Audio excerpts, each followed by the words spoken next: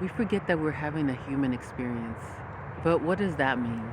That means that we forget that we can tap into our godlike powers. For those, you know, people that think that God is outside of us, you must know that God lives inside of us. If God lives inside of us, it's not an we're not we're not separate from God. We are God because God lives inside us, and that our temple is us, the body. So when we're in this world having difficult times and we don't understand why we feel so powerless, it's because we haven't activated the God within us. And we haven't taken advantage of the fact that when we create something, we create it first in our minds. I had a video a while ago, and I made a video saying that I didn't think I was a violent person, or I guess you could say violent person, or I do like martial arts. I do love boxing. I boxed for many years, but I always thought I was a peaceful, passive person until I started listening to my thoughts, and my thoughts were very, very if I find that person, or I wish I would have said this to this person, or I wish they would say something to me, which is ridiculous to say out loud because it's almost embarrassing.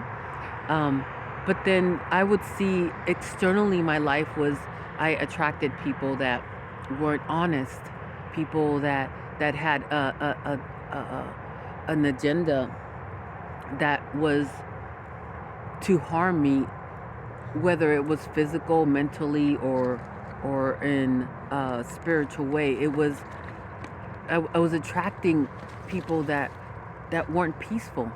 That's because when I started listening to what my thoughts were, what my imaginations were, like what I imagined doing to somebody or saying to somebody, I was creating that in my outside world. So when we want to tap into a life that is of of peace, abundance, joy, we have to also tap into our imagination, and we have to tap into what we say when no one is hearing us, when no one is looking at us, when we are not even conscious of what we're saying. We need to pay attention more to what we say in our minds, what we imagine in our minds, because sometimes even though it's just, you feel like it's, oh, I'm just letting frustration out, I'm just venting. Well, you're also creating the world that you don't want by entertaining those things in your imagination. Imagine if instead of doing it in your imagination, you did it in the outside world.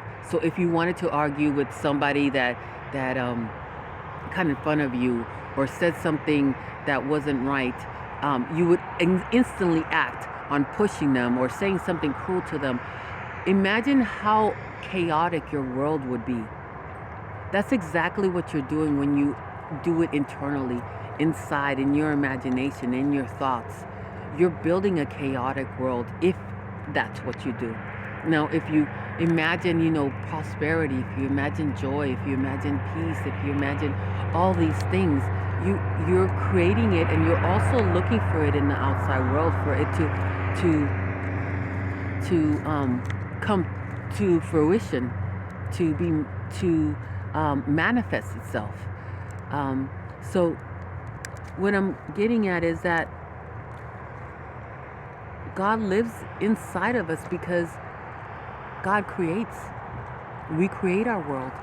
We create our world through our imagination, through our thoughts. I hope you like this video. I hope it's of help to you. Like and subscribe, and I will see you in the next video.